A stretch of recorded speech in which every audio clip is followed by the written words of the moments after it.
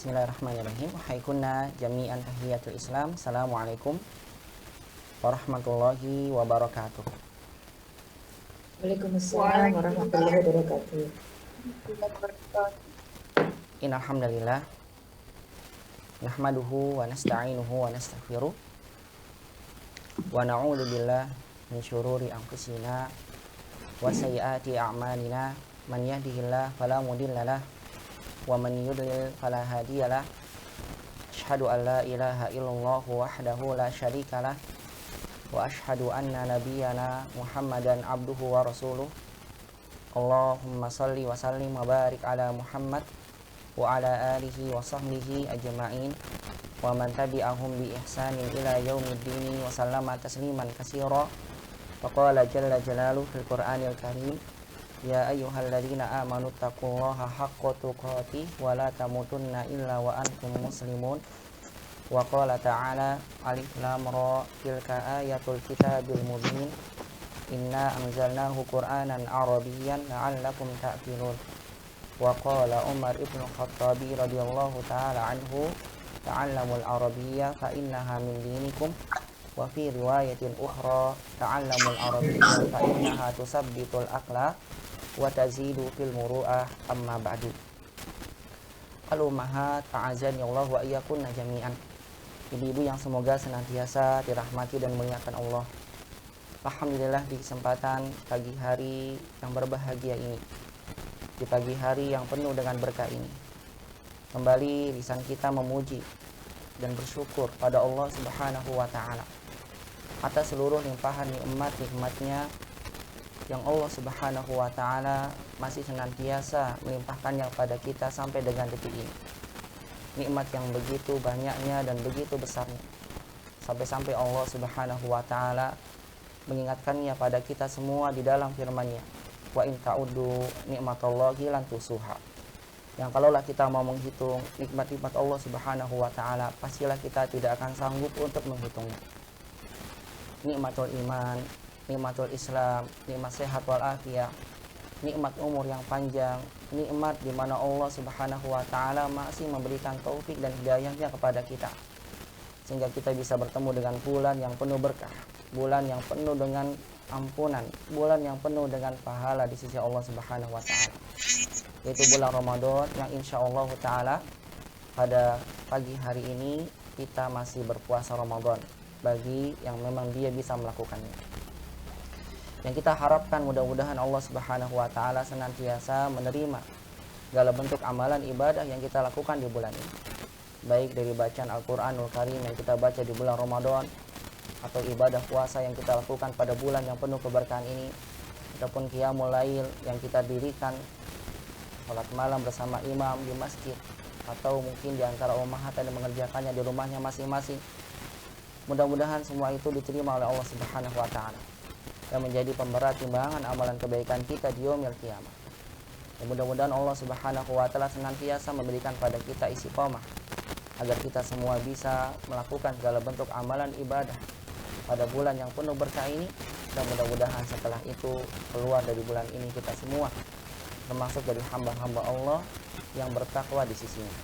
Allahumma amin ya rabbal alamin. Nantiasa kita juga berharap pada Allah Subhanahu wa ta'ala dengan seluruh namanya yang husna dan sifatnya yang mulia. Semoga Allah Subhanahu wa ta'ala memudahkan bagi kita semua untuk mempelajari dan menggapai setiap ilmu agama yang kita pelajari.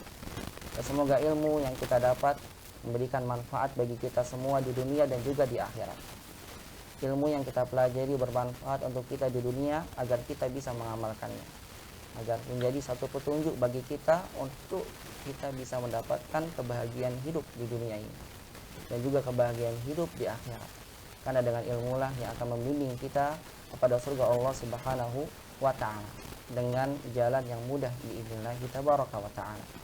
Hal itu sesuai dengan sabda Nabi sallallahu alaihi wasallam, man salaka tariqan yaltamisu fihi ilman sahalallahu lahu bihi tariqan ilal jannah.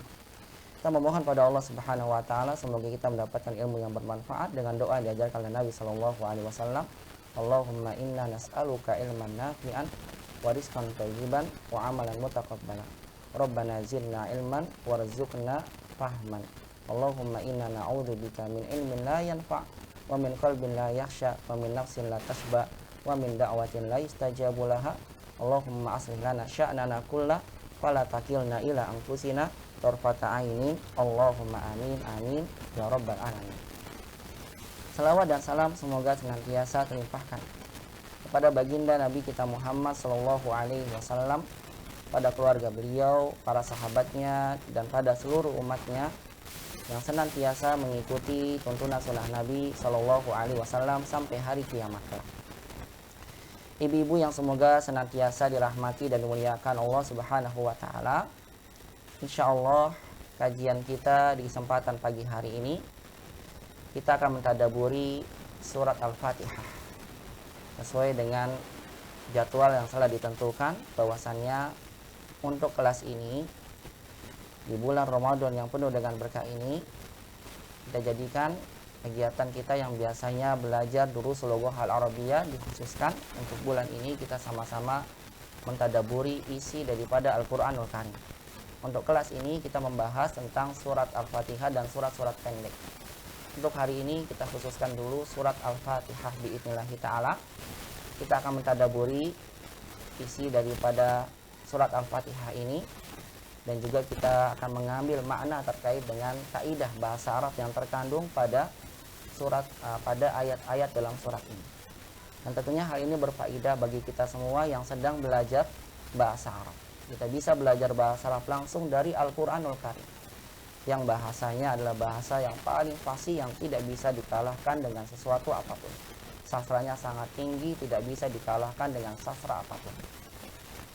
Baik ummahat yang dirahmati Allah Subhanahu wa taala, kita harapkan mudah-mudahan dengan kita mentadaburi isi Al-Qur'an ini di bulan yang penuh dengan berkah ini, Allah Subhanahu wa taala mengaruniakan kepada kita pahala yang besar, baik dari bacaan Al-Qur'an yang kita baca maupun dari ilmu yang kita dapatkan dari mentadaburi Al-Qur'an.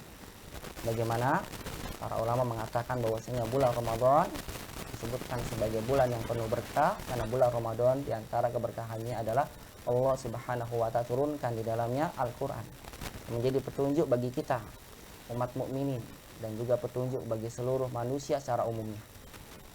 Bagi siapa saja yang mendapatkan petunjuk, maka hendaklah dia mengambil petunjuknya dari Al-Qur'anul Karim dan dari hadis Nabi sallallahu alaihi wasallam.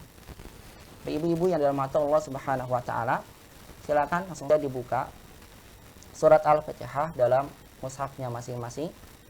Seperti biasanya pada pertemuan sebelumnya yang mungkin barangkali ada umat yang ikut juga seperti ini, kita membahas di hari sebelumnya surat Al-Baqarah, karena memang untuk kelas sebelumnya terkait dengan surat Al-Baqarah. Adapun untuk kelas ini kita akan membahas surat Al-Fatihah dan surat-surat pendek dari juz Amma. Nah, silakan ummahat dibuka mushafnya, kemudian disiapkan buku tulisnya dan juga penanya agar nanti mencatat setiap faidah yang akan disampaikan dalam kajian ini. Dan sangat diharapkan kembali barangkali ada yang baru hadir untuk hari ini, agar jangan mencoret-coret ya, di mushafnya secara langsung. Jangan ada yang mencoret-coret tulisannya di adalah mushafnya secara langsung. Karena mushaf Al-Quran itu kita harus dimuliakan oleh Allah Subhanahu wa taala. Terdapat di dalamnya ayat-ayat Al-Quran, dan kita harus memuliakan Al-Quran bagaimana Allah memuliakannya di dalam Lauh Mahfuz. Maka kita sebagai orang yang beriman harus meninggikan Al-Quran dari segalanya. Jangan kita coret-coret ya, jangan kita jaga dengan baik, harus kita jaga dengan baik. Jangan kita letakkan di tempat-tempat yang rendah, tempat-tempat yang hina. Kita wajib memuliakan Al-Qur'anul Karim. Kalau kita mau coret-coretnya, maka kita coret-coret di kertasnya, agar nanti kita hanya mengambil kaidah tentang beberapa ayat-ayat yang terkandung dalam surat Al-Fatihah. Baik ummahat yang dirahmati Allah Subhanahu wa taala, surat Al-Fatihah ya, sebagaimana yang ummahat bisa lihat di dalam mushafnya masing-masing, terdiri daripada 7 ayat. Surat ini terdiri dari 7 ayat. Bila khilafin, tanpa adanya perbedaan di kalangan para ulama. Dan dia termasuk dari surat Makkiyah. Surat yang Allah Subhanahu wa taala turunkan sebelum Nabi Shallallahu alaihi wasallam hijrah ke kota Madinah. Dia terdiri dari 7 ayat tanpa khilaf, tidak ada perbedaan pendapat di kalangan para ulama. Dan surat Al-Fatihah ini yang akan kita kaji kesempatan pagi hari ini merupakan surat yang paling agung di dalam Al-Qur'anul Karim. Jadi kalau mau ditanya tentang surat apa yang paling agung dalam Al-Qur'anul Karim, maka jawabannya adalah suratul Fatihah. Jadi kalau mau ditanya ayat apa yang paling agung dalam Al-Qur'anul Karim, maka jawabannya adalah ayatul kursi. Hal ini sesuai dengan sabda Nabi Shallallahu Alaihi Wasallam, bahwasanya Nabi Shallallahu Alaihi Wasallam pernah mengabarkan kepada seorang sahabat, yaitu Abi Sa'id bin Ma'la radhiyallahu taala anhu. Beliau mengatakan, "Lau 'allimannaka a'dama suratin fil Qur'an." Aku akan mengajarkan kepada engkau surat yang paling agung di dalam Al-Qur'anul Karim. Kemudian Nabi Shallallahu Alaihi Wasallam menyampaikan, yang dimaksud dengan surat yang paling agung dalam Al-Qur'anul Karim itu adalah suratul Fatihah. Alhamdulillahirabbil alamin, hiya sab'ul masani wal Qur'anul ladzim alladzi utitu. Kata Nabi, alhamdulillahirabbil alamin, itu surat Al-Fatihah merupakan 7 ayat yang diulang-ulang dibacanya, dan dia adalah Al-Qur'an yang mulia yang aku diberikan oleh Allah Subhanahu wa taala surat ini. Dan ini ketika Allah dan surat ini ketika Allah Subhanahu wa taala menurunkannya pada baginda Nabi kita Muhammad sallallahu alaihi wasallam, Allah membukakan pintu langit yang dulu belum pernah dibuka sama sekali. Bisa umat nanti lihat ya tentang keutamaan surat Al-Fatihah ini, bahwasanya ketika surat Al-Fatihah ini Allah Subhanahu wa taala turunkan melalui perantara malaikat, maka Allah Subhanahu wa taala membuka satu pintu langit yang belum pernah dibuka sama sekali. Dan bersama dengan turunnya Al-Fatihah ini, Allah Subhanahu wa taala turunkan juga 2 ayat terakhir daripada surat Al-Baqarah, yang barang siapa yang membacanya, maka Allah Subhanahu wa taala akan cukupkan dari segala hal yang dia inginkan. Allah cukupkan dari segala bentuk perlindungan. Oleh karena itulah, hendaklah kita ya tidak bosan-bosannya untuk mentadaburi dan membaca dan mengamalkan isi daripada Al-Quran, khususnya surat Al-Fatihah ini, dan 2 ayat daripada surat terakhir daripada surat Al-Baqarah, 2 ayat terakhir dari surat Al-Baqarah. Bahkan disebutkan pula bahwasannya surat Al-Fatihah ini pernah dijadikan oleh sebagian para sahabat sebagai bentuk ruqyah ummahat. Ruqyah, mengobati orang yang sakit. Ketika itu disebutkan bahwasanya ada seorang sahabat yang membaca surat Al-Fatihah untuk satu penguasa kaum. Dia pemimpin satu kaum yang terkena sengatan kalajengking. Maka kemudian ada seorang sahabat yang mencoba untuk memberikan pengobatan, yang pengobatannya itu dilakukan dengan cara membaca surat Al-Fatihah kepada pemimpin satu kaum tersebut yang terkena kalajengking. Maka Masya Allah hasilnya luar biasa. Dengan izin Allah Subhanahu wa ta'ala, dengan bacaan surat Al-Fatihah, pemimpin kaum tersebut yang terkena bisa kalajengking sembuh total tanpa ada asar sedikit pun, tanpa ada bekas sakit sedikit pun. Dan ini pun pernah dilakukan oleh orang-orang soleh sebelum kita. Di antaranya Ibnu Qayyim Al-Jauziyah rahimahullah ta'ala. Beliau punya kitab namanya Ad-Da' wa Dawa atau Al-Kafi liman yuridu ad-dawa'ul kafi. Beliau menyebutkan dalam kitab beliau bahwasannya beliau pernah bercerita, menyampaikan satu kisah yang menakjubkan, bahwasannya beliau ketika itu pernah tinggal di Mekah dan beliau pernah mendapatkan beberapa kali sakit. Kemudian beliau cari dokter, tidak mendapatkan dokter. Maka yang beliau lakukan adalah membaca surat Al-Fatihah ketika beliau sakit. Maka Masya Allah, ini berdasarkan persaksian beliau sendiri di dalam kitabnya, beliau mengatakan, tidaklah aku membaca Al-Fatihah melainkan Allah Subhanahu wa ta'ala sembuhkan penyakit yang ada pada diri saya. Tidaklah aku membaca surat Al-Fatihah melainkan Allah sembuhkan penyakit yang ada pada diri saya. Dan aku wasiatkan ini kepada orang-orang yang aku temui. Dan kebanyakan dari mereka mendapatkan apa yang aku dapatkan ketika aku membaca surat Al-Fatihah. Dan ini memang benar ya ummahat yang dirahmati Allah Subhanahu wa ta'ala. Barang siapa yang mengimani dengan benar bahwasanya Al-Fatihah itu bisa sebagai obat, kemudian dia mengobatinya pada orang yang mempercaya, beriman pula tentang surat Al-Fatihah ini sebagai obat, maka dengan izin Allah Subhanahu wa ta'ala Allah akan menyembuhkannya. Oleh karena itulah orang-orang yang meruqyah pasti tidak akan mereka meninggalkan bacaan suratul Fatihah. Karena surat Fatihah ini ya diantara utamanya adalah bisa sebagai obat umat. Padahal ayat Quran itu seluruhnya adalah obat, bisa dijadikan sebagai obat penyembuh. Tapi surat Al-Fatihah lebih khusus, ada terkait dengan kayak hadis yang khusus menjelaskan bahwasannya surat Al-Fatihah ini bisa dijadikan sebagai penyembuh bagi orang-orang yang sakit. Ini adalah diantara keutamaan daripada suratul Fatihah. Yang lainnya bisa umat baca sendiri ya dalam kitab tafsirnya. Baik umat yang dirahmati Allah Subhanahu wa taala. Adapun terkait dengan satu hadis yang mungkin umat pernah dengar, ketika Nabi SAW disebutkan dalam hadis itu Nabi SAW bersabda, suratul Fatihah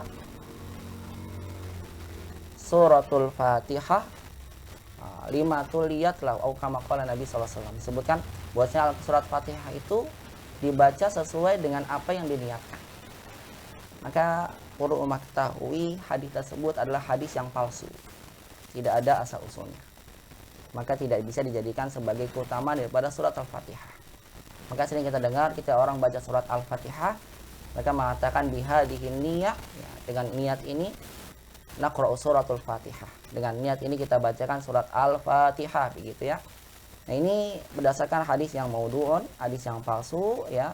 Hadisnya tidak disebutkan oleh para ulama, sanadnya tidak benar dan tidak bisa didapatkan dalam kitab-kitab hadis secara mu'tabar. Baik umat yang dirahmati Allah Subhanahu wa taala. Bagaimana saya sampaikan tadi di awal bahwasannya surat Al-Fatihah ini terdiri dari 7 ayat. Tidak ada perbedaan pendapat di kalangan para ulama. Bagaimana kita lihat ya, ini ada 7 ayat. Hanya saja yang menjadi perbedaan di kalangan para ulama terkait dengan 7 ayat ini, mana ayat pertamanya. Mana ayat pertamanya. Kalau kita lihat di dalam mushaf yang kita pegang, itu ayat pertama ada pada lafaz Bismillahirrahmanirrahim. Ini ayat pertamanya. Tapi umahat yang dirahmati Allah Subhanahu wa taala, ada yang berpendapat bahwasanya Bismillahirrahmanirrahim yang ada pada Al-Fatihah ini bukanlah ayat pertamanya. Jadi lafaz Bismillahirrahmanirrahim itu adalah satu lafaz pembuka surat. Kalau kita memulai surat-surat pasti diawali dengan bismillah.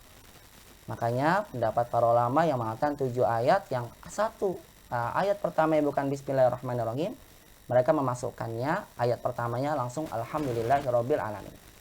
Bagaimana di sini saya tunjukkan pada umahat satu mushaf cetakan Madinah juga, tapi berdasarkan riwayat Warsh. Ya, berdasarkan riwayat Warsh. Bisa lihat di sini Bismillahirrahmanirrahim bukan ayat pertama. Alhamdulillahirabbil alamin ayat pertama ya. Lihat ayat ke-6-nya ada di siratal ladzina an'amta 'alaihim. Ayat 7-nya ghairil maghdubi 'alaihim waladdallin. Ini ayat 7-nya. Dan memang ini khilaf ya di kalangan para ulama. Khilaf yang terjadi ya di kalangan para ulama tentang apakah lafaz Bismillahirrahmanirrahim itu masuk pada ayat pertama pada surat Al-Fatihah atau tidak. Ini sama-sama cetakan Madinah umahat ya. Dan bagaimana kita ketahui qiraah bacaan Al-Qur'an itu ada sampai 7 qiraah, 7 qiraah, 10 qiraah, yang 7 yang masyhurah, 10 qiraah yang mutawatir. Baik umahat yang dirahmati Allah Subhanahu wa taala, ini terkait dengan 7 ayatnya. Jadi jangan heran ya kalau misalnya umat lihat, kok ini ayat pertamanya bukan bismillah. Karena memang ada perbedaan pendapat di kalangan ulama. Makanya jangan heran pula ketika umat mendengar imam membaca surat Al-Fatihah, kok nggak dibaca ya Bismillahirrahmanirrahimnya langsung Alhamdulillahirabbil alamin, begitu ya. Karena para ulama berbeda pendapat ya berkenaan dengan itu. Jadi kita berlapang dada tentang perbedaan itu. Dan semuanya punya hujahnya umahat yang dirahmati Allah Subhanahu wa taala. Baik ibu-ibu yang dirahmati Allah Subhanahu wa taala, itu terkait dengan 7 ayat yang ada pada surat Al-Fatihah. Kemudian tidak lupa saya sampaikan sebelum kita membacanya dan memahami mentadaburi isinya ya. Saya sampaikan pada umahat bahwasannya Al-Fatihah ini dia memang betul-betul agung karena surat Al-Fatihah memiliki banyak nama. Jadi kalau umat dapatkan ada satu surat punya banyak nama, berarti surat itu semakin agung umat. Karena setiap nama yang dinamakan satu surat itu dengannya itu mengandung satu makna di dalamnya. Mengandung sifat di dalamnya. Sebagaimana Allah Subhanahu wa taala memiliki nama-namanya indah. Nama-nama Allah Subhanahu wa taala jumlahnya sangat banyak, mengandung tentang sifat Allah Subhanahu wa taala. Allah itu di antara namanya Ar-Rahman, Ar-Rahim, Al-Malik, Ar-Rabb, Al-Quddus, As-Salam. Itu semua mengandung sifat-sifat Allah Subhanahu wa taala. Allah Ar-Rahman karena Allah punya sifat Maha Pengasih. Ar-Rahim karena Allah punya sifat Maha Penyayang. Penyayang yang meluruh dan juga penyayang yang khusus, pengasih kasihnya yang khusus dan umum kepada seluruh makhluknya. Demikian pula dengan surat Al-Fatihah ini ummahat memiliki banyak sekali nama.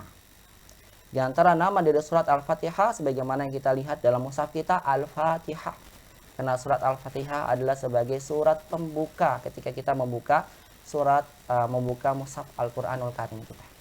Dan dia memang surat pembuka ketika kita membacanya. Karena ketika kita ingin sholat pasti yang awal surat pertama kali yang harus kita baca adalah surat Al-Fatihah.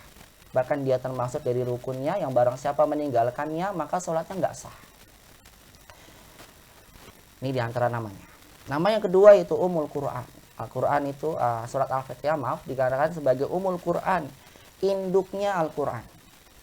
Karena umat bisa lihat nanti ya ketika kita belajar maknanya, seluruh makna Al-Quranul Karim itu sebetulnya adalah penjelas atau perincian dari makna yang terkandung dalam surat Al-Fatihah. Jadi surat Al-Fatihah itu adalah mencakup seluruh makna yang ada pada Al-Quranul Karim. Maka dikatakan sebagai Ummul Quran, induknya dari Al-Quranul Karim. Makanya kita nggak pernah lepas membaca Al-Fatihah ini dalam kehidupan kita, dalam sholat kita. Kemudian pula dinamakan Al-Fatihah dengan Ummul Kitab, ya sebagai induknya Al-Kitab sama dengan Ummul Quran. Kemudian dinamakan sebagai Sab'ul Masani, 7 ayat yang diulang-ulang. Di antara namanya Al-Qur'anul Azim, Al-Quran yang paling agung karena surat Al-Fatihah surat yang paling agung. Fatihatul Kitab sebagaimana saya sampaikan tadi, suratul Fatihah. Dan juga dinamakan sebagai As-Salah. Surat ini juga dinamakan dengan nama surat As-Salah. Karena ada hadis yang menyebutkan bahwasannya Allah Subhanahu wa taala berfirman, hadisnya hadis qudsi, qasamtus shalah baini wa baina 'abdi nisfain. Aku membagi shalah, maksud dari hadis salat ini adalah Al-Fatihah. Allah menyebutkan Al-Fatihah dengan nama shalah. Antaraku dan antara hambaku sebanyak 2 bagian. Di antara nama surat Al-Fatihah Alhamdu, karena terdapat di dalamnya pujian kita pada Allah Subhanahu wa taala. Ada nama lain buat Al-Fatihah Ar-Ruqyah, karena surat Al-Fatihah ini bisa digunakan sebagai ayat-ayat untuk menyembuhkan, ayat ruqyah. Asasul Quran diantara namanya. Al-Waqiyah sebagai penjaga, Wal-Kafiyah, dan nama lainnya adalah Al-Kafiyah, yaitu adalah sebagai sesuatu yang mencukupkan apabila seorang membacanya. Baik, ini diantara nama-nama daripada surat Al-Fatihah dan keutamaannya yang mungkin kalau umat ingin lebih jauh tentang itu bisa membaca pada kitab-kitab tafsirnya atau bisa langsung ya mendengar kajian-kajian para ustadz yang menjelaskan tentang keutamaan daripada surat Al-Fatihah. Baik ummahat yang dirahmati Allah Subhanahu wa taala. Karena kita akan mentadaburi surat Al-Fatihah ini dari sisi i'rabnya ya, dari sisi nanti kita mengenal kedudukan kata pada surat Al-Fatihah ini dan sedikit maknanya ya terkait dengan makna yang terkandung dalam ayat-ayatnya. Namun sebelumnya sebagaimana yang saya lakukan pada kelas sebelumnya, saya akan bacakan terlebih dahulu surat Al-Fatihah ini. Kemudian nanti saya akan bacakan, umat ikuti, dan saya minta satu orang dari ummahat untuk membacanya. Tujuannya adalah agar mudah-mudahan dengan bacaan Quran ini kita mendapatkan berkah dan rahmat di sisi Allah Subhanahu wa taala. Karena Allah Subhanahu wa taala berfirman, "Fa idza quri'al Qur'an fastami'u lahu wa ansitu la'allakum turhamun." Apabila dibacaan Al-Qur'an maka dengarkanlah baik-baik dan diam, tenang dengarkannya, tidak sambil melakukan aktivitas yang lain. Dengan itu insya Allah, kata Allah, la'allakum turhamun, maka insya Allah dengan itulah kalian akan dirahmati oleh Allah Subhanahu wa taala, mendapatkan rahmat Allah. Baik, saya bacakan dulu. Kemudian setelah itu kita baca sama-sama. Kemudian saya minta satu orang, baru kemudian kita masuk ke makna-makna dari surat Al-Fatihah ini. A'udzu billahi minasy syaithanir rajim. Bismillahirrahmanirrahim. Alhamdulillahi Rabbil Alamin. Ar-Rahmanir Rahim. Maliki Yaumiddin. Iyyaka na'budu wa iyyaka nasta'in. Ihdinas siratal mustaqim. Siratal ladzina an'amta 'alaihim ghairil maghdubi 'alaihim waladdallin. Amin. Nah, kita disunahkan ummahat yang dirahmati Allah Subhanahu wa taala, apabila kita selesai membaca Al-Fatihah, kita mengucapkan amin. Maksudnya adalah, ya Allah, kabulkanlah doa kami ini, baik ketika dalam sholat ataupun di luar sholat. Hal ini berdasarkan dalil dari hadis yang sahih. Disebutkan bahwasannya dari sahabat Wa'il ibn Hujr, beliau berkata, sami'tun nabiyya sallallahu alaihi wasallam qara'a ghairil maghdubi alaihim waladdallin faqala amin madda biha sautahu. Aku mendengar apabila Nabi sallallahu alaihi wasallam mengucapkan ghairil maghdubi alaihim waladdallin, maka beliau selalu mengucapkan amin setelahnya. Maka para ulama mengambil dari hadis ini satu hukum, disunahkannya bagi kita kalau kita selesai membaca Al-Fatihah, kita mengucapkan amin. Lebih khusus lagi atau lebih ditekankan lagi, kita mengucapkan amin ini ketika kita dalam keadaan sholat, baik sendirian ataupun bersama imam. Bahkan ada keutamaan yang besar, disebutkan dalam hadis yang sahih diriwayatkan oleh Imam Muslim, iza ammanal imamu fa'aminu. Apabila imam selesai baca Al-Fatihah mengucapkan amin, maka hendaklah kalian mengaminkannya. Fa innahu man wafaqa ta'minuhu ta'minal malaikah ghufira lahu ma taqaddama min dzambi. Karena barang siapa yang ketika mengucapkan amin, aminnya itu bersama dengan aminnya malaikat. Jadi malaikat yang bersama kita yang mendengarkan bacaan Al-Quran ini, ketika mereka mendengarkan selesainya baca Al-Fatihah, para malaikat juga mengucapkan amin. Jadi kalau amin kita bertepatan dengan aminnya para malaikat, maka kata Nabi sallallahu alaihi wasallam, ghufira lahu ma taqaddama min dzambi. Maka Allah Subhanahu wa taala akan ampuni bagi dia dosa-dosanya yang telah lalu. Ini keutamaan yang begitu sangat besar yang hendaklah kita tidak terluput darinya. Baik, sekarang ummahat silakan dibuka ya, mic-nya kita baca sama-sama dulu, kemudian saya minta satu sukarelawan dari ummahat untuk nanti membaca secara sendiri ya, insyaallah. Ikuti ya bacaannya. A'udzu billahi minasy syaithanir rajim. A'udzu billahi minasy syaithanir rajim. Bismillahirrahmanirrahim. Bismillahirrahmanirrahim. Alhamdulillahi Rabbil Alamin. Alhamdulillahi Rabbil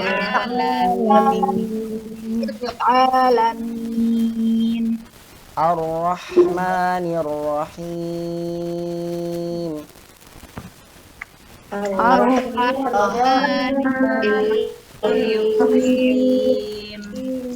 Maliki Yaumiddin.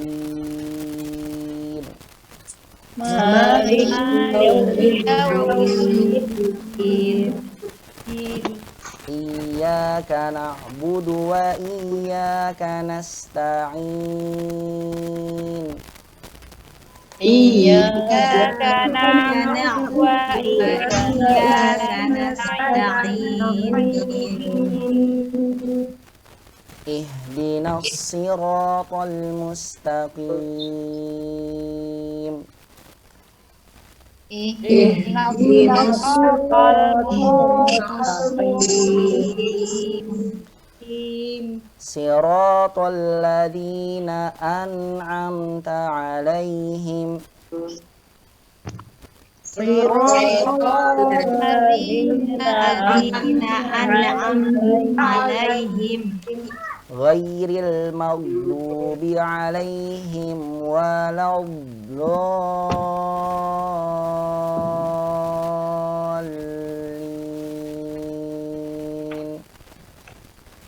غير المغضوب عليهم ولا الضالين. Amin. Barakallah. Amin. Baik, silakan satu dari Ummahat, saya minta ya satu aja, silakan. Minta tolong dibacakan. Siapa yang mau? Ini tuh, Buleni suaranya enak. Siapa? Buleni Jafar. Boleh nih, silakan boleh nih. Ini permintaan dari Ummahat, minta tolong. Tafadhol, ya boleh nih. Anak sedang di jalan, jadi mohon maaf. Baik, yang lain kalau begitu, syukron ya boleh nih.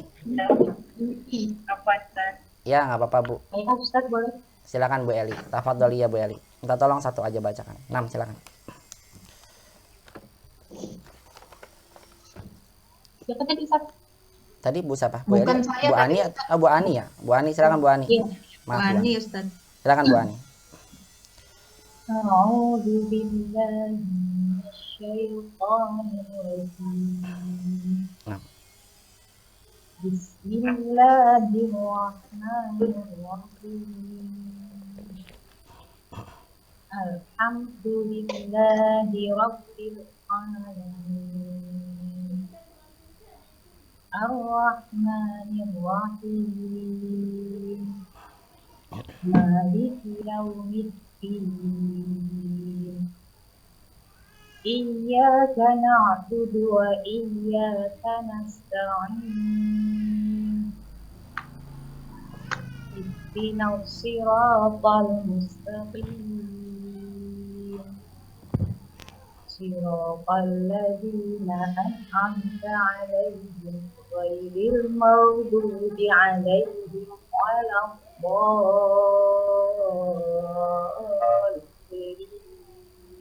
Ya, Masya Allah. Barakallahu fiik ya Bu Ani. Amin. Amin. Jazakillah khairan kasiran ya Bu Ani. Amin. Barakallahu fiik. Masya Allah. Alhamdulillah. Baik, sekarang kita lihat Ummahat ya, makna i'rab dari ayat-ayat yang terkandung dalam surat Al-Fatihah ini. Kita awali dari ayat pertama, yaitu Bismillahirrahmanirrahim. Bagi sebagian pendapat para ulama yang memasukkan Bismillahirrahmanirrahim sebagai ayat pertama dari surat Al-Fatihah ini. Bismillahirrahmanirrahim. Pada pertemuan sebelumnya ketika membahas surah Al-Baqarah, saya sudah sedikit menyinggung ini. Ya, mungkin sebagian ada yang tidak hadir. Maka saya sampaikan ya maknanya terlebih dahulu tentang makna ini. Nah, ada pada makna di dalam ayat ini. Maaf, saya ulang. Bismillahirrahmanirrahim. Bi di sini adalah harful jar. Huruf yang menyebabkan kata setelahnya majrur. Ismi, isim. Karena di antara tanda isim itu adalah adanya huruf jar sebelumnya. Bi, lihat asalnya ismu menjadi kasrah, ismi, kasrah. Disebabkan karena adanya bi. Mana Ustadz alifnya? Ismun kan ada hamzah wasal, ismun. Kenapa Ustadz di dalam ayat ini hamzah wasalnya kok nggak ditulis, nggak seperti ini? Pada pertemuan sebelumnya saya pernah menjelaskannya pada umat. Siapa yang tahu apa sebabnya? Kenapa nggak ada hamzah? Untuk diringankan. Iya betul. Untuk memudahkan. Namanya tashilan lana. Memudahkan bagi kita semua. Karena lafaz Bismillahirrahmanirrahim ini sering kita gunakan atau sering kita ucapkan dan sering kita tulis. Karena disebutkan dalam satu hadis, walaupun hadis ini dhaif tapi maknanya benar, bahwasanya barang siapa yang memulai sesuatu yang tidak ia mulai sesuatu tersebut dengan memulai dengan Bismillahirrahmanirrahim, fahuwa aqta' fahuwa abtar, maka amalan tersebut terpotong, kurang keberkahannya. Maka setiap kali kita melakukan sesuatu pasti kita mengucapkan bismillahirrahmanirrahim. Kita mau makan bismillah. Kita mau keluar bismillahirrahmanirrahim. Bismillahirrahmanirrahim. Kita mau minum juga demikian. Kita membaca bismillahirrahmanirrahim. Ketika kita ingin menulis surat juga disunahkan kita memulai dengan bismillahirrahmanirrahim. Jadi kita selalu menggunakan lafaz ini. Sehingga untuk memudahkannya maka dihilangkanlah hamzah wasal yang ada pada lafaz bismillahirrahmanirrahim. Sehingga kalau bukan bismillahirrahmanirrahim, misalnya umat ingin tulis bismi rabbikal ladzi khalaq atau bismi rabbina, maka tetap kita memberikan hamzah wasal padanya. Tetap kita memberikan apa? Penulisannya hamzah wasal. Umat mungkin nulis mas muka nggak usah pakai hamzah wasal lah, gini aja. Mas muka ya akhi.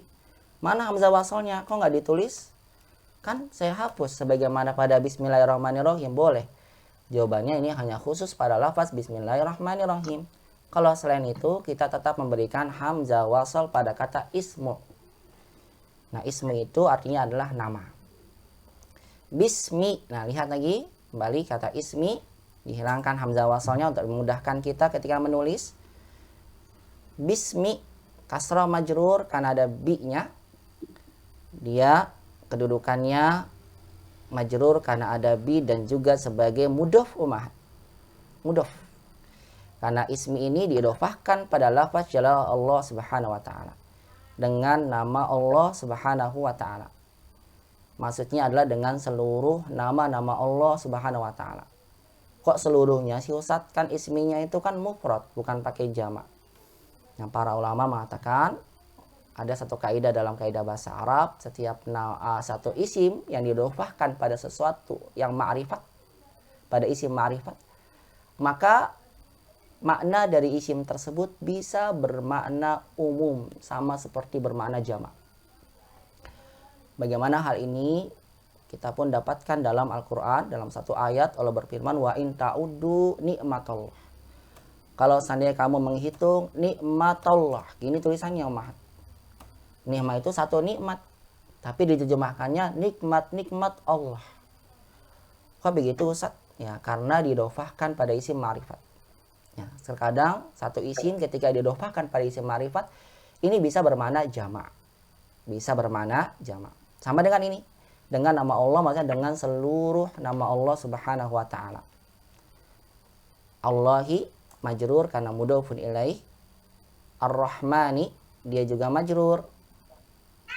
Kedudukannya karena sebagai naat, sifat buat Allah Subhanahu wa taala, naat pertama. Ar-Rahimi majrur juga ya, karena kedudukan dia adalah sebagai naat yang kedua. Lihat di sini bi-nya huruf jar, ismi majrur karena ada bi, Allahi majrur sebagai mudhofun ilaih. Tidak ada mubtada dan khobarnya. Karena kalimat kalimat syibul jumlah ini, kalimat yang tersusun dari jar dan majrur ini, ada satu lafaz kata yang dibuang, dan memang sengaja dibuang, karena menyesuaikan tentang pekerjaan yang kita lakukan. Jadi bismillahirrahmanirrahim ini muta'alliqun, dia terkait dengan satu fiil yang dibuang. Kalau misalnya umat ingin membaca Quran, berarti bismillahirrahmanirrahim aqra. Dengan seluruh nama Allah Subhanahu wa ta'ala ar-Rahmanirrahim, yang maha pengasih lagi maha penyayang. Kalau diterjemahkan dalam bahasa kita begitu ya. Walaupun mana ar-Rahman ar-Rahim ini memiliki makna yang berbeda. Kalau ar-Rahman berarti menunjukkan kasih sayang Allah yang sangat begitu luas pada seluruh hambanya. Adapun lafaz Rahim, kasih sayang Allah yang Allah khususkan hanya beri kepada orang-orang yang beriman dan bertakwa. Adapun selain itu, Allah tidak akan berikan pada mereka. Khususnya adalah rahmat Allah ketika nanti pada hari kiamat. Allah akan hanya beri pada orang-orang yang beriman. Adapun pada orang-orang yang tidak beriman, maka mereka terputus daripada rahmat Allah Subhanahu wa taala.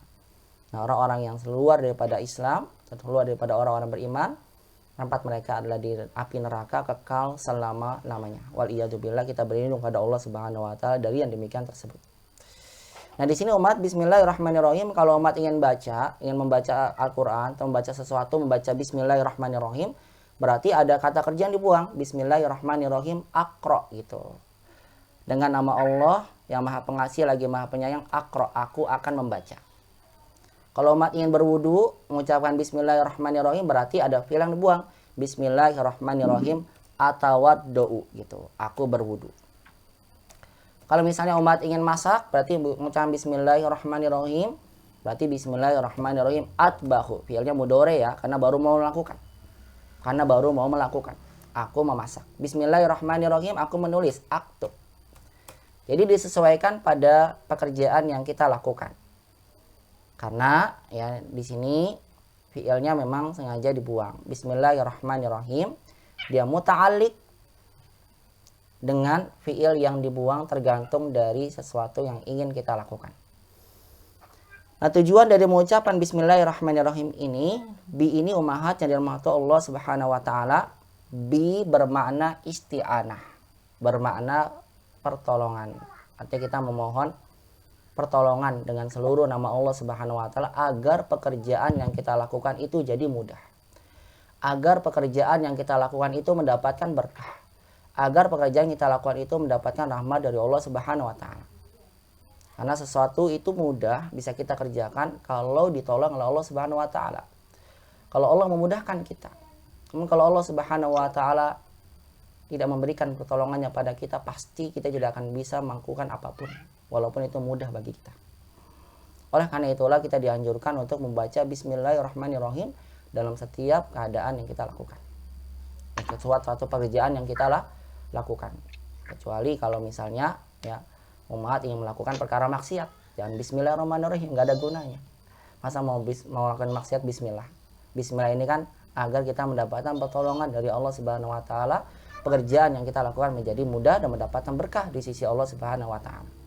Nabi ini bermakna isti'anah sebagaimana umat bilang begini, misalnya dalam satu kalimat, zahabtu ilal madrasati bisayyarah. Aku pergi ke sekolah bisayyarah, dengan mobil. Maksud daripada bi di sini adalah dengan menggunakan mobil. Yang dengan mobil ini mudah sampai saya kepada tempat tujuan yang saya inginkan.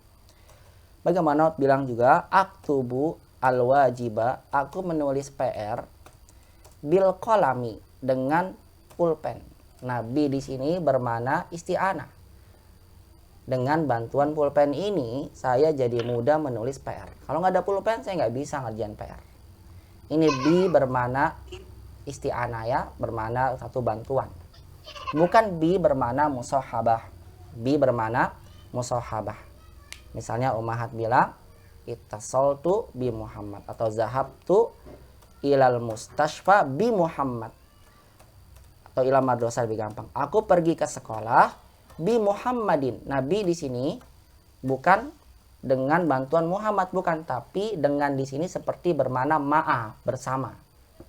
Aku pergi ke sekolah dengan membawa Muhammad. Itu maksudnya. Bagaimana sebutkan zahabat tabibu ilal mustashfa bil mariyad. Dokter pergi ke rumah sakit dengan membawa satu pasien. Jadi bi ini perhatikan memiliki banyak makna, diantaranya bermakna isti'anah, pertolongan, ada bermakna musahabah, dan ada yang bermakna di, sebagaimana kita pernah belajar dan durus lughah. Ana bil jami'atil islamiyah. Saya sedang berada di universitas. Lihat, ana bil jami'ah. Bi-nya bermakna di, bukan dengan. Nah, ini keluasan bahasa Arab ya umatnya, hanya huruf bi saja memiliki banyak makna. Maka kita lihat terkandung makna apa sih pada kata itu ya.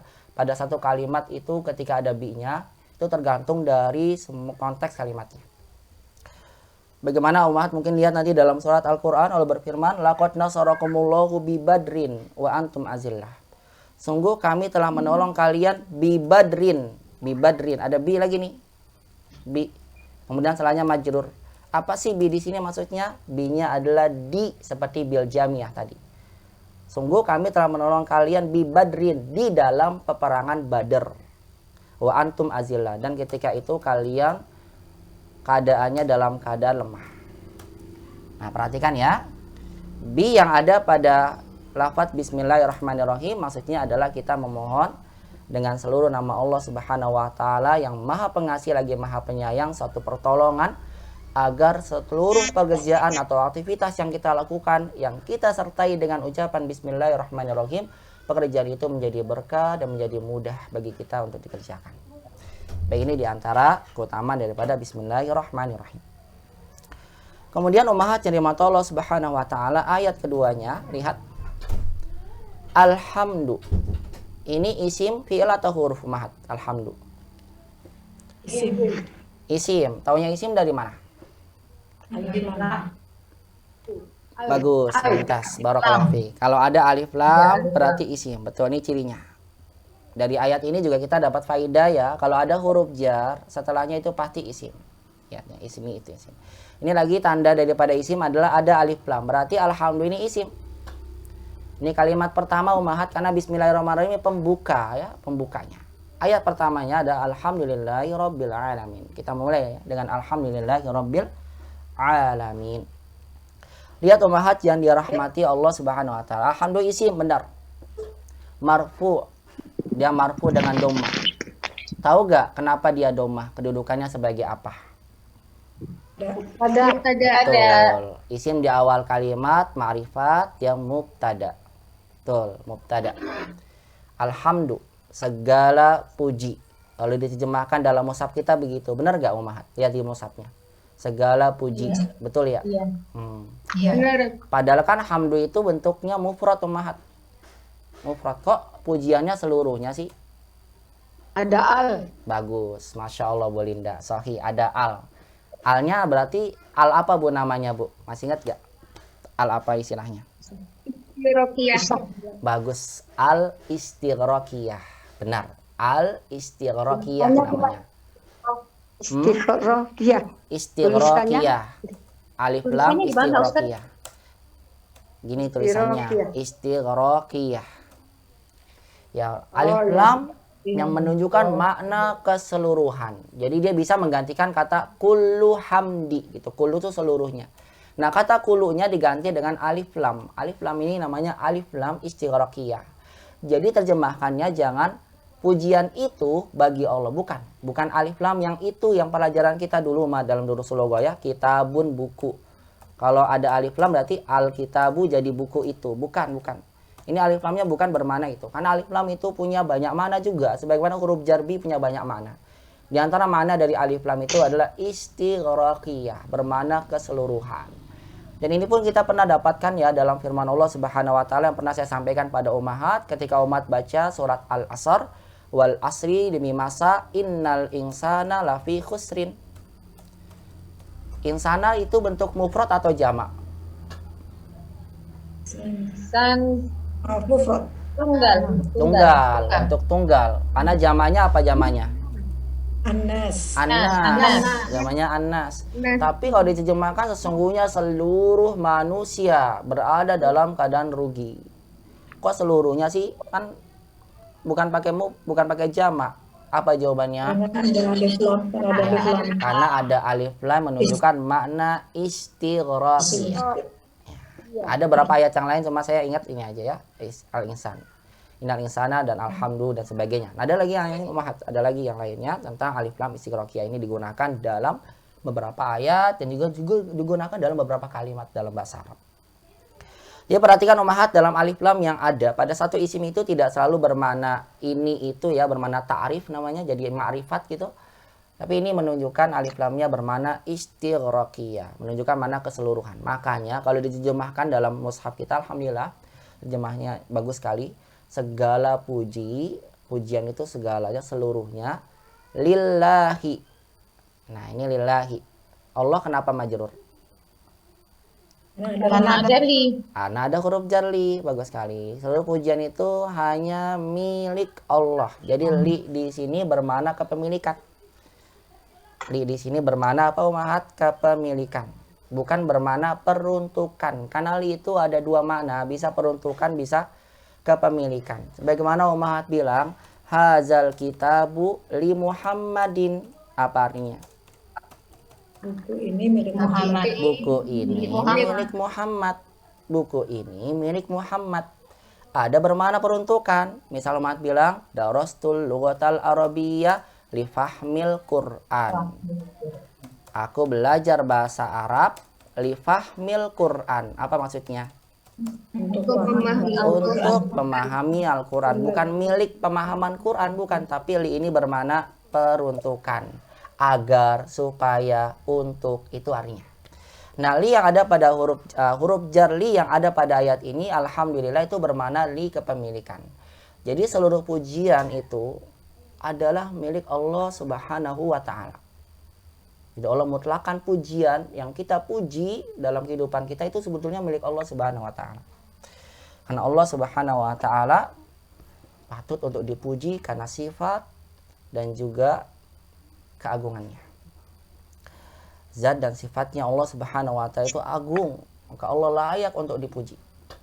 Pujian itu berasal dari lisan kita, umat. Berbeda dengan bentuk syukur. Syukur itu terima kasih. Kalau bentuk syukur ini lebih umum. Biasanya kalau kita berterima kasih, syukur itu ketika kita mendapatkan satu kebaikan dari orang lain. Kita ucapkan syukur, ashkurullah. Makanya umat bisa lihat nanti dalam Al-Quran, ketika kita menyebutkan, ketika dalam ayat ada menyebutkan ashkurullah atau kunu ibadallahi syakirin. Jadilah kalian hamba-hamba Allah yang bersyukur.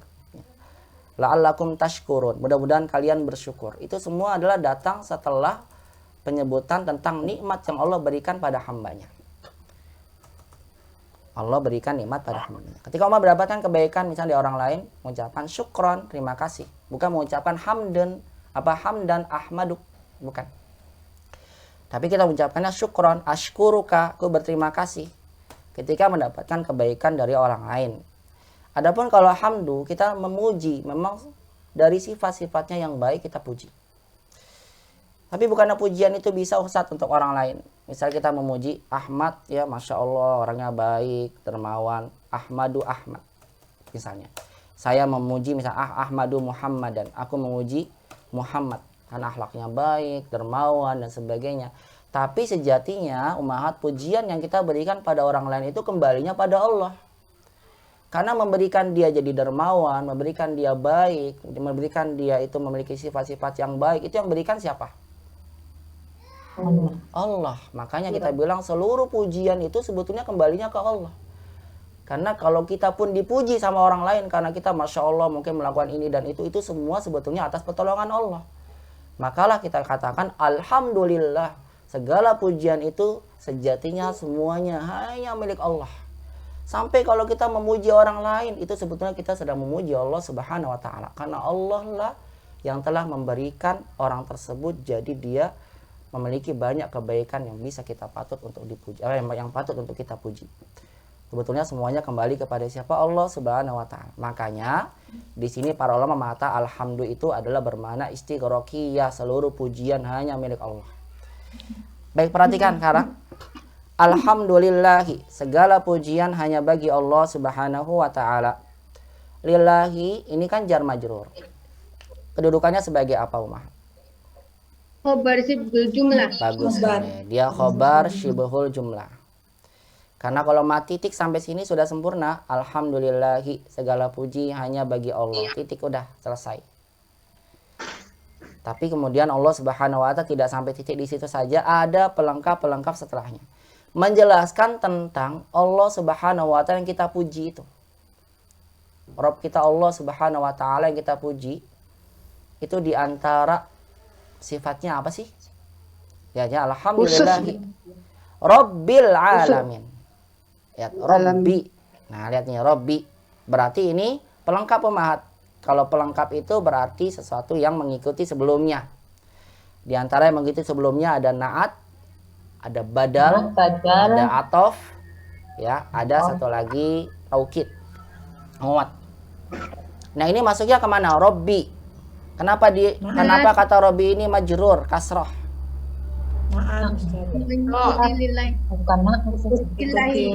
Ya. Baik, umahat. Sebagian mengatakan ini naat satu, sifat Rabbi. Karena Rabb itu maknanya adalah kalau dalam bahasa Arab Rabb. Kalau ingat ada orang mengucapkan Rabbun itu diambil kata robba. Nih robba saya sebutkan dulu bentuk kata kerjanya. Robba ya robbu. Ya robbu. Masdarnya robban. Itu masdarnya. Ini masdar. Rob. Kalau ada yang mana robba al-walada. Orang itu telah robba al-walada. Apa maksudnya? Robba di sini mentarbiyah, Mengatur. ya, mendidik, memberikan rizki kepada dia, ya, yang artinya apa ya? Kalau bahasa kitanya, yang mengasuh anak itu dari diberikan gizinya, diberikan makannya, diberikan pendidikannya, itu namanya robba dalam bahasa Arab. Robbal walad. Pemilik. Ya, bukan hanya pemilik saja, bukan hanya pemilik, tapi Rabbun ini bermakna lebih umum. Tidak hanya Banyak memiliki, ya. artinya apa? Bukan hanya memiliki, tapi juga yang mendidik, Menguasai. yang memberikan rizki. Itu namanya Rabbun. Pendidik. Makanya saya bilang tadi, Robbal walada. Orang itu, misal Robba ar-rojulu al-walada, atau Robbat al-ummu, ibu itu telah Robbas al-walada. Telah Pendidik. merubah. Maksudnya apa di sini? Ibu itu telah bukan hanya mendidik, tapi apa? Bahasa kitanya anaknya apa ya? Mengurus. Ya, mengurus, Perbaikan.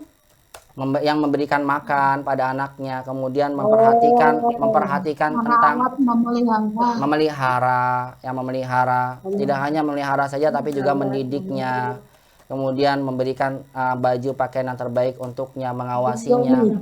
Itu maksud ikara robba dalam bahasa Arab. Maka perhatikan di sini Allah Subhanahu wa taala yang menjelaskan ya pada kita bahwasanya Allah yang kita sembah itu adalah Rabbil alamin. Berarti alam, lihat kata alam. Alam ini adalah bentuk jamak dari kata alam, alamuna. Alamuna ini asalnya. Dia bentuk jamak dari kata al-alamu. Apa arti alam? Alam. Alam semesta. Alam. Seluruh yang Allah Subhanahu wa taala ciptakan, seluruh yang ada di muka bumi ini, baik di langit ataupun di bumi selain Allah, itu namanya alam. Kalau ciptaan namanya alam. Dijamakkan dengan alamuna, alam. Musananya al-alamani, jamanya al-alamuna, begitu mah. Nah, terus kenapa kok nggak alamuna tapi alamina? Tahu nggak sebabnya? Alamina. Betul, karena dia majrur sebagai mudhofun ilaih, karena dia sama seperti jamak muzakkar salim. Bagaimana Umat bilang mudarrisuna, ini kan pakai wawu dan nun. Tapi kalau sebagai mudhof ilaih, lihat kitabu, kita bilangnya mudarrisuna atau mudarrisina? Mudarrisina. Oh ya, kita bilangnya kitabu mudarrisina. Sama dengan ini, asalnya alamuna, dibacanya Rabbil alamina, pakai ya, diganti wawunya dengan ya karena bentuk alamina di sini dia majrur sebagai mudhof ilaih dari kata Rabb. Allah itu adalah Rabbil alamin, yang menciptakan alam semesta, yang mengatur alam semesta, dan Allah Subhanahu wa taala lah yang mengurusi seluruh yang ada pada alam semesta tersebut. Ini makna Rabb, umat. Penguasa, pemilik, pemberi rizki, dan juga yang mengawasi. Rabbul alamin. Ini makna Rabb. Di sini alamin kedudukannya sebagai mudhofun ilaih.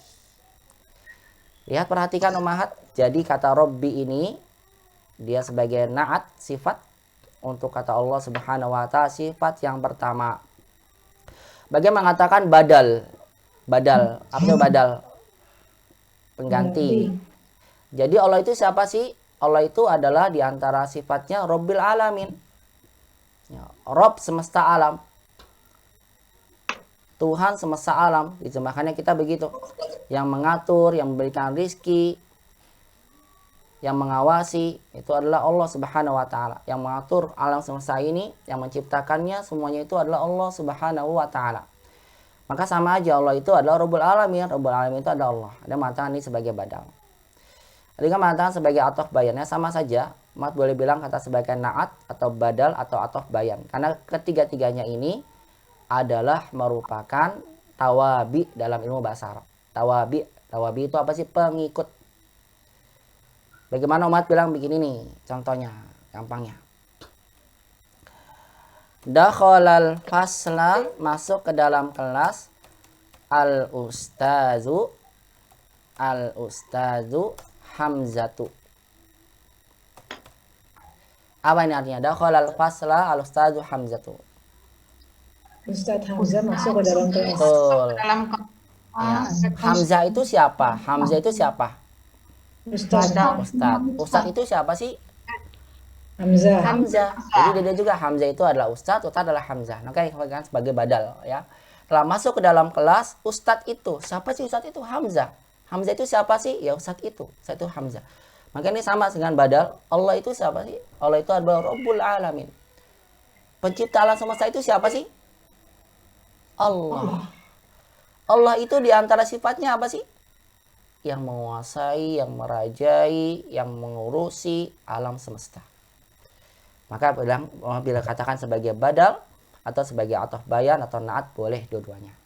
Silakan, karena itu termasuk daripada tawabi, sama dia mengikuti kata sebelumnya. Kalau sebelumnya domma berarti badalnya domma.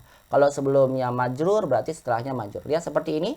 Allah majrur, lafaz jalalah Allah majrur karena dali, maka Robbi ikut majrur karena dia badal atau naat boleh dua-duanya. Sebutkan badal atau naat ngikutin sebelumnya majrur, maka Robbinya juga apa di sini lihat? Majrurun. Nah, mengikuti ya. Berarti ini pelengkap. Ini kalimat pertama ya, lihat. Mubtada, khobar, Robbi, naat atau badal, majrur ngikutin sebelumnya, alamina mudhofun ilai. Jadi sekalian umat kalau nanti baca surah Fatihah sambil dipahami ya, diresapi maknanya. Segala puji hanya bagi Allah, milik Allah. Rabb semesta alam. Ar-Rahmanir Rahim. Kemudian Allah melanjutkan. Lafaz jalalah Allah ini saya lupa sampaikan pada ummahat, ini bermakna al-ilah al-ma'luh. Apa sih segala puji bagi Allah, zat yang kita sembah. Zat yang kita sembah ini, itu Allah Subhanahu wa taala adalah yang mencipta alam semesta. Makanya aneh kalau ada orang menyembah kepada selain Allah Subhanahu wa taala padahal yang dia sembah itu nggak bisa nyiptain apa-apa. Yang dia sembah itu justru malah dia sendiri yang menciptakannya. Contoh orang menyembah pada batu, pada satu hal yang dia gambar, dia bentuk sendiri kemudian dia sembah, waliyadzubillah, pada patung-patung yang disembah. Padahal kalau ditanya dia tidak bisa melakukan apa-apa. Ini diantara sebetulnya ya, kenapa Allah menyebutkan lagi pada kita tentang diantara sifat Allah yaitu Rabbul Alamin. Allah adalah pencipta alam semesta yang mengaturnya dan mengawasinya. Kemudian Allah menyebutkan lagi pada kita Ar-Rahmanir Rahim. Ar-Rahman, apa kedudukannya? Ada yang tahu? Naat. Dia sebagai naat. Berarti kalau tadi Robbi naat 1, Rahman berarti naat berapa? 2. Naat 2. Bagus sekali. Ar-Rahimi, kenapa majrur juga? Naat. Naat 3. Bagus sekali. Naatnya sampai banyak ummahat. Masya Allah nih. Luar biasa ya. Segala puji hanya bagi Allah, Rabb semesta alam, Ar-Rahmani yang maha pengasih, kasihnya luas kepada seluruh makhluknya, Ar-Rahimi dan kasih sayang Allah yang khusus Allah berikan pada orang-orang yang beriman. Lihat nih, naat 2, naat 3. Menjelaskan tentang Allah yang kita puji. Allah adalah Rabbul Alamin. Allah adalah maha pengasih lagi maha penyayang. Majrur mengikuti sebelumnya. Maliki yaumiddin. Lihat ma-nya dipanjangkan. Maliki. Kenapa majrur juga? Hah? Naat juga. Masya Allah. Banyak pemahat batin naatnya. Sampai 4. Naat 4. Maliki yaumiddin. Yauminya kenapa majrur juga? Ada yang tahu? Mudhofun ilaihi. Bagus. Mudhof ilaihi. Betul. Mudhof ilaihi. Lihat umat nih mudhof ilaihi. MI saya tulisnya ya mudhof ilaihi. Maliki buktinya dia mudhof ilaihi. Lihat dia majrur mudhof ilaihi. Malikinya kan nggak ada alif lamnya kan? Ya, majurnya nggak ada tanwin karena mudhof nggak boleh bertanwin. Maka yaumi adalah mudhofun ilaihi. Ad-dini kenapa majrur juga? Mudhof ilaihi. Iya, karena dia mudhof ilaihi. Nah, ini namanya kita ambil kaidahnya sebagai kaidah idhofah bertingkat ummahat. Jadi maliki dia naat, dia sebagai mudhof, yaumi mudhof ilaihi majrur dan dia mudhof lagi. Makanya majurnya nggak ada tanwin. Sebagaimana dulu Mat pernah belajar ya, Masjidu Rasulillahi. Ini contohnya nih. Masjidu Rasulillahi. Apa ini artinya? Masjid Rasulullah, masjidnya utusan Allah. Lihat pada kalimat ini saya tulis Masjidu Rasulillah. Masjidu tidak ada alif lam, tidak bertanwin. Kenapa? Karena dia mudhof. Rasuli kasroh, kenapa? Karena mudhof ilaih. Tapi kok nggak pakai tanwin? Bukannya kalau mudhof ilaih kalau nggak ada alif lam bertanwin? Kenapa nggak tanwin? Karena sebagai mudhof juga. Ya, karena dia dirufahkan lagi pada lafaz Allah, gitu kan? Maka dia mudhof dua. Jadi kata Rasulnya megang dua jabatan. Sama dengan kata ini, Maliki Yaumiddin, Yaumi. Kasrohnya kok nggak pakai tanwin? Kan nggak ada alif lamnya. Karena dia mudhof lagi pada lafaz ad-din. Ad-din artinya adalah hari ad-din artinya pembalasan. Jaza. Ad-din di sini bermakna jaza. Maliki Yaumiddin. Maliki pemilik. Bedakan dengan Malik. Kalau Malik maknya dipendekkan itu raja artinya. Bagaimana kita baca dalam firman Allah Malikin Nas. Ini Maliki bermakna pemilik. Yaumiddin, hari pembalasan. Ad-din itu dalam bahasa Arab diantara maknanya adalah al-jaza, pembalasan. Allah Subhanahu wa taala pemilik alam semesta, pengaturnya, pemberi rizkinya pada alam semesta. Dan Allah Maha Pengasih lagi pahamnya. Dan Allah Subhanahu wa taala yang kita sembah, yang kita puji adalah Maliki Yaumiddin, pemilik hari pembalasan. Perhatikan umat, pemilik hari pembalasan. Mana idofah itu kan ada tiga ya umat ya. Ada bermana li, fi, sama bermana min. Idofah pada kalimat ini itu bermakna yang mana umat? Contoh saya buat ini ya. Kitabu Muhammadin itu artinya adalah buku milik Muhammad. Kalau saya bilang azabul qabri, azab di dalam kubur. Kalau saya bilang babu hadidin, pintu besi, pintu terbuat dari besi. Nah, idofah yang terkandung pada kalimat ini bermana yang mana? Pemilikan, di dalam, atau bermana dari? Pemilik. Hah? Pemilik kan udah malik. Kepemilikan. Ya. Kepemilikan. Ya, yang betul kepemilikan betul. Yang memiliki betul bermana kepemilikan. Jadi yang memiliki hari pembalasan itu adalah Allah Subhanahu wa taala. Nah, umat yang dirahmati Allah Subhanahu wa taala menyebutkan khusus tentang hari pembalasan. Allah adalah yang memiliki hari pembalasan. Agar jelas bahwasannya Allah Subhanahu wa taala adalah satu-satunya yang menguasai apa yang ada di muka bumi ini. Karena nanti orang-orang mengatakan bahwasannya saya adalah sebagai raja ketika di dunia, nanti ketika dia memiliki kiamat dia nggak bisa apa-apa. Yang dulu dia raja atau pemimpin di dunia, nanti ketika di akhirat dia sama dengan rakyat biasa. Karena yang memiliki hari pembalasan itu adalah Allah Subhanahu wa taala. Allah lah yang memerintahkan nanti pada kiamat. Dia begini dan begitu. Allah yang melarang dan Allah yang memutuskan tentang keadaan manusia pada hari kiamat. Makanya Allah Subhanahu wa taala mengkhususkan dengan Yaumiddin. Allah adalah pemilik atau raja daripada hari pembalasan. Karena sebagian qiraah umat ada membaca dengan Maliki pendek, tidak menggunakan alif. Ini dua-duanya ya boleh ya, tergantung dari riwayat qiraah yang kita baca. Tapi kita nggak boleh milih-milihnya, tergantung artinya saya mau baca pendek Ini tergantung riwayat.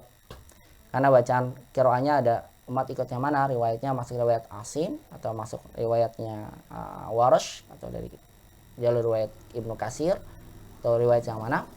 Karena sebagian riwayat itu membaca dengan pendek Maliki Yaumiddin, rajanya hari pembalasan, atau Maliki Yaumiddin, pemilik hari pembalasan. Dua-duanya bermakna sama ya.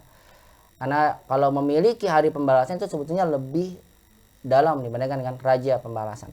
Karena namanya raja itu belum tentu memiliki.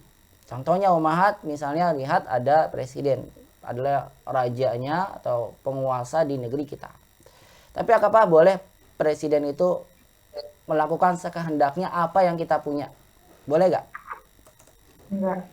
Enggak. Ya, raja ya dia miliki satu daerah, dia itu rajanya. Tapi dia tidak bisa menguasai atau memiliki apa yang dipunyai oleh orang lain. Tapi Allah Subhanahu wa taala menyebutkan Malik yang pemilik hari pembalasan. Artinya seluruh perkara pada hari kiamat itu adalah ada di tangan Allah Subhanahu wa taala.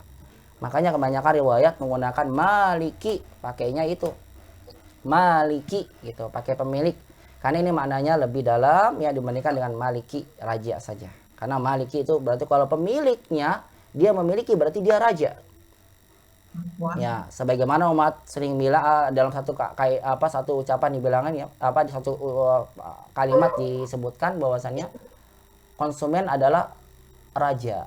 Begitu enggak? Benar enggak? Kenapa konsumen itu raja? Karena dia yang punya hartanya, terserah dia mau beli apa aja. Betul kan? Ya. Maaf ini istilahnya kan begitu kan? Ya, sama dengan ini. Allah yang memiliki hari pembalasan berarti Allah lah rajanya. Karena nggak ada yang bisa memberikan peraturan apapun atau melakukan apa kecuali Allah Subhanahu wa taala sebagai pemiliknya.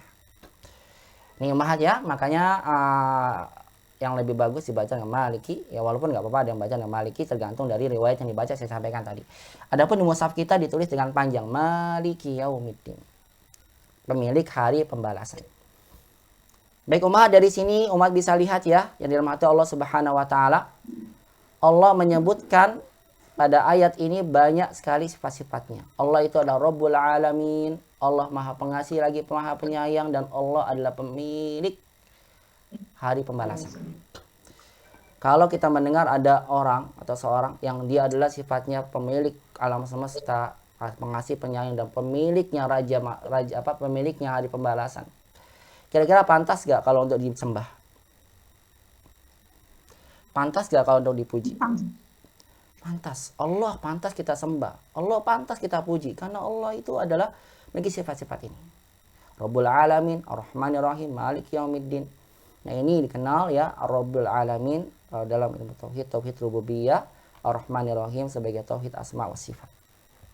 Rabbul Alamin, perhatikan segala puji hanya bagi Allah, pemilik alam semesta, Masih lagi Maha Penyayang dan pemilik hari pembalasan.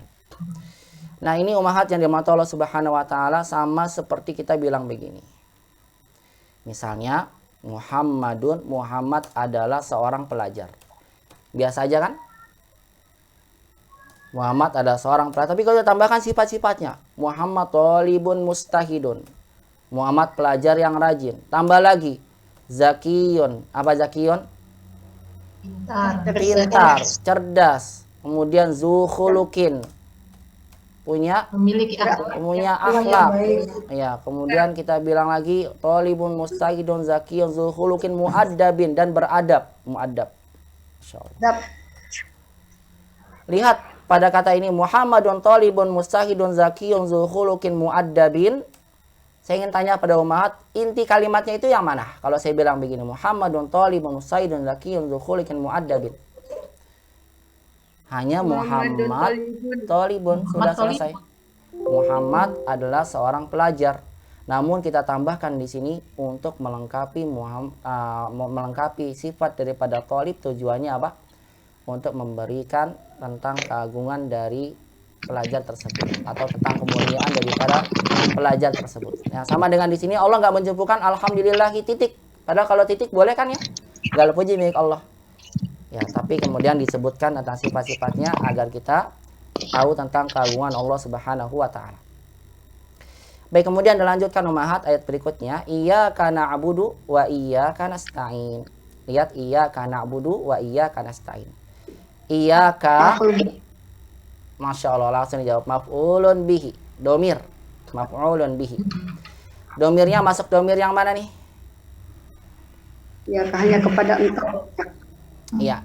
Domirnya ada domir rofa, ada domir nasab, domir jar. Nasab, Ustaz. Iya. Dia masuk kepada domir nasab munfasil. Iya, domir nasab munfasil. Iya, betul, nasab munfasil. Dia nasab yang terpisah ya, berpisah. Karena di awal kalimat. Maaf ya, jadi terputus sebentar. Baik. Saya persingkat di sini, iyyaka na'budu wa iyyaka nasta'in. Iyyaka di sini umahat adalah domir nasab muttasil. Domir nasab munfasil, maaf, domir nasab munfasil. iyyaka na'budu wa iyyaka nasta'in. Asalnya adalah na'buduka, begitu ya. Ini fi'il mudhari, na'budu. Na'budu, kami menyembah. Kemudian domir ka-nya dikedepankan. Domir ka-nya dikedepankan. Maka jadilah kalimatnya iyyaka na'budu. Jadi iyyaka di sini dia mansub sebagai maf'ulun bihi. Mansub sebagai maf'ul bi yang didepankan. Tujuan dari mengedepankan objek di sini adalah untuk memberikan makna pembatasan, hanya kepada kamu kami menyembah. Bagaimana saya pernah sampaikan pada ummahat ketika umat mengatakan uhibbuka, aku mencintai kamu. Ka-nya ini objek domirnya. Ketika umat depankan objeknya di depan dari fi'il dan fa'ilnya, jadi iyyaka uhibbu, maka kalimatnya jadi bermakna hanya kamu yang aku cintai. Nah, sama dengan iyyaka nasta'in, asalnya nasta'inuka, nasta'in ini kami memohon pertolongan. Nasta'in adalah diambil dari kata ista'ana yasta'inu. Ista'ana yasta'inu. Na-nya domir kami. Kami yang melakukannya. Na di sini na mudhoro'ah, maaf huruf mudhoro'ah menunjukkan pelakunya kami, domir mustatir nahnu. Nasta'inuka, asalnya begitu, kami mohon pertolongan pada kamu. Cuma ka-nya dikedepankan. Ini menunjukkan pembatasan dan hanya kepada mula kami memohon pertolongan. Makanya kita lihat dalam Al-Quran ya, ketika kita baca dalam mushaf kita yang terjemahan, kita mendapatkan maknanya hanya kepada kamu kami menyembah dan hanya kepada kamulah kami memohon pertolongan. Kenapa ada makna pembatasan? Jawabannya adalah karena domir objeknya dikedepankan dari fi'il dan fa'ilnya. Baik, ketika kita menyebutkan ya tentang sifat-sifat Allah Rabbul Alamin Ar-Rahmanir Rahim Maliki Yaumiddin, kita memberikan persaksian bahwasanya hanya kepada Allah lah. Kita ubah dari domir ghaib ke domir anta. Ini namanya iltifat dalam bahasa Arab. Ini biasa terjadi untuk memperindah satu sastra. Iyyaka na'budu wa iyyaka nasta'in. Hanya kepadamu lah kami menyembah dan hanya kepadamu lah kami memohon pertolongan. Kemudian lanjutannya lihat ihdina. Lihat na'budu, saya ulang lagi maaf lupa i'rabnya. Iyyaka maf'ulun bihi, na'budu fi'il fa'il. Iyyaka maf'ulun bihi dikedepankan, nasta'inu fi'il fa'il. Ini jumlah kalimat ini adalah sebagai ataf untuk jumlah kalimat sebelumnya. Iyyaka na'budu. Kemudian lihat Umar lanjutannya ihdinas siratal mustaqim. Ihdina. Lihat bentuk ihdina. Ihdi ini adalah bentuk fi'il amr. Kata kerja perintah dari kata hada yahdi. Apa amrnya? Ihda. Amrnya adalah ihdi. Ihdi. Iya. Ihdi. Artinya hidayah. Ihdi. Jadi huda. Dia adalah fi'il amr.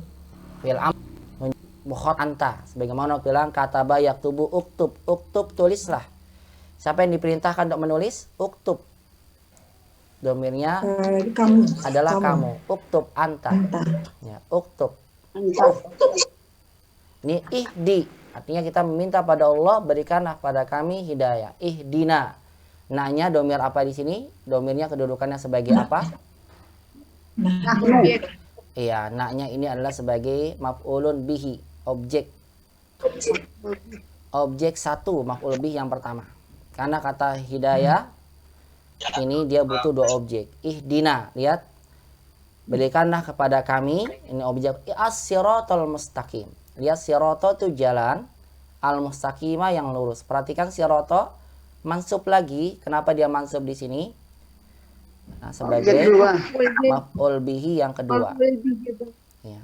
Al-mustaqimah dia mansub lagi di sini karena kedudukan dia dalam kalimat ini adalah sebagai na'at dari kata sebelumnya. Ihdinas siratal mustaqim. Tunjukkanlah kepada kami jalan yang lurus. Mustaqim ini adalah isim fa'il dari kata istaqoma yastaqimu yastaqim. Perhatikan di sini ya, kata hada yahdi itu biasanya kalau butuh kepada objek keduanya harus didahulukan oleh huruf jar li atau ila. Li atau ila. Karena hidayah itu ada dua umahat, ada hidayah irsyad, ada hidayah taufik. Nah, uniknya pada ayat ini Allah menyebutkan di sini ihdinas siratal mustaqim. Contoh ya, saya bilang begini dalam ayat nanti bisa lihat. Alhamdulillahilladzi hadana lihaza. Hadana lihaza. Kalau pakai li, objek keduanya pakai li, ini bermakna hidayah taufik. Alhamdulillahilladzi hadana lihaza. Segala puji hanya bagi Allah yang telah memberikan hidayah ini pada kami, hingga kami bisa masuk surga. Ini perkataan orang-orang penghuni surga. Alhamdulillahilladzi hadana lihaza. Ada lagi nanti umat lihat dalam beberapa ayat hada ihdina yahdi ila subulis salam. Ini merupakan hidayah irsyad. Maksudnya hidayah agar kita diberikan kepada petunjuk tersebut. Nah, kita memohon pada Allah Subhanahu wa taala petunjuk pada jalan yang lurus. Pada kita sudah berada di jalan yang lurus adalah agar Allah Subhanahu wa taala memberikan kita istiqomah, hidayatul taufik, agar kita tetap di atas hidayah tersebut. Bukan artinya bahwasanya kita memohon pada Allah jalan yang lurus berarti kita masih berada di jalan yang bengkok, bukan. Dan yang dimaksud dengan jalan yang lurus ini adalah tafsirannya ada pada ayat berikutnya yang nanti akan kita baca. Maksudnya adalah jalan yang lurus adalah Islam. Tunjukkanlah pada kami di atas Islam. Padahal kita sudah muslim, tapi yang menetapkan kita terus berada di hidayah di atas Islam adalah Allah Subhanahu wa taala. Sebagaimana mungkin ummahat ya, sekarang di antara ummahat ada yang memiliki harta yang banyak. Pasti di antara doa umat ada, ya Allah langgengkan nas, atau sekarang kita sehat tapi kita minta pada Allah kesehatan. Ya Allah berikanlah kesehatan pada anak saya, pada saya. Padahal kita semua sudah sehat. Tapi kenapa kita minta lagi pada Allah? Apa tujuannya? Agar Allah melanggengkan nikmat yang Allah telah berikan pada kita. Nah, makanya kata ihdina di sini tidak pakai li, tidak pakai ila, karena menunjukkan dua hidayah yang kita inginkan. Tidak hanya hidayah agar kita mendapatkan terus petunjuk tentang luasnya Islam kita ini agar kita dimudahkan dalam mengamalkannya, namun juga kita memohon pada Allah agar kita ditetapkan istiqomah di atas hidayah jalan yang lurus ini. Itu hidayah Islam. Lihat lanjutannya. Ihdinas siratal mustaqim. Sirata. Sirata di sini mansub lagi. Tahu kedudukannya sebagai apa? Dia kedudukannya sebagai badal dari kata sirat. Karena yang menjelaskan ini nih. Badal pengganti. Bukan naat, badal. Sebagaimana saya bilang, dakhala al-fasla al-ustazu Hamzah. Hamzah itu siapa? Ustadz, ya kan? Menjelaskannya. Nah, ini kita ingin tahu, jalan yang lurus itu apa sih? Jalan yang lurus itu adalah ini, badalnya. Kita memohon pada Allah jalan yang lurus. Jalan yang lurus itu adalah sirata, maka dia badal. Penjelas dari kata sebelumnya. Lihat nih. Dia adalah jalan yang allazina di sini isim mausul kedudukannya sebagai mudhofun ilaih. Nah, ini saya ingin berikan faedah tentang kaidah ini nantinya. Lihat perhatikan. Mudhof ilaih bisa sebagai isim mausul bisa sebagai mudhof ilaih. Jalannya orang lurus itu adalah jalannya orang-orang yang an'amta alaihim. An'amta ini an'ama fi'il madi, ta'nya sebagai fa'il umahat, ta, yang engkau, kamu ini, kamu di sini Allah, yang engkau telah beri nikmat atas mereka. Orang-orang yang Allah berikan nikmat atas mereka ada penafsirannya dalam surat An-Nisa. Mereka adalah para siddiqin, asyuhada, an-nabiyin, para rasul, para nabi, para syuhada, wa ulaika humur rafiqa. Ada dalam surat An-Nisa ya, ayat 69. Penafsiran tentang orang-orang yang mendapatkan nikmat. Dari sini umat bisa lihat siratal ladzina an'amta alaihim, an'amta fi'il fa'il. Ini agak error nih, apa namanya, laptop saya jadinya mau sekarang saya mati sendiri. Saya percepat di sini. Alaihim di sini sebagai muta'alik dari kata anam, keterangan dari yang diberikan nikmat itu adalah atas mereka. Ya, perhatikan dia silah mausulnya. Ini silah mausul dari kata allazina. Jalannya orang-orang yang engkau beri nikmat atas mereka. Ghairi di sini dia juga dalam keadaan majrur karena dia adalah sebagai badal pengganti daripada ini dia. Alladzina mudhof ilaih. Kan mudhof ilaih alladzina, cuma nggak kelihatan majurnya. Yaitu jalannya orang-orang yang kau berikan nikmat atas mereka, bukan jalannya, kan gitu jadinya. Maghdubi alaihim, orang-orang yang engkau murkai. Maghdubi alaihim, maghdub itu dimurkai, bentuk isim maf'ul dari kata ghadiba. Alaihim, atas mereka. Waladhdallin, dan juga bukan, ini waladhdallin la-nya adalah sebagai lam nahiyah, padahal nggak pakai la juga tidak apa-apa, tapi ditambahkan la lagi di sini adalah sebagai taukid agar kita tidak salah. Husni istima'ikunna wa ihtimamikunna bihadil muhadarah. Insyaallah di pertemuan berikutnya kita masuk ke surat-surat pendek ya, dari surat-surat yang juz 30, surat An-Nas, Ahad, Al-Falaq, langsung kepada kedudukan-kedudukan katanya dalam kalimat. Demikian dari saya, semoga bisa bermanfaat. Aku lulakunna jazakumullahu khairan katsiran. Nahtati min du'ai kafatul majlis subhan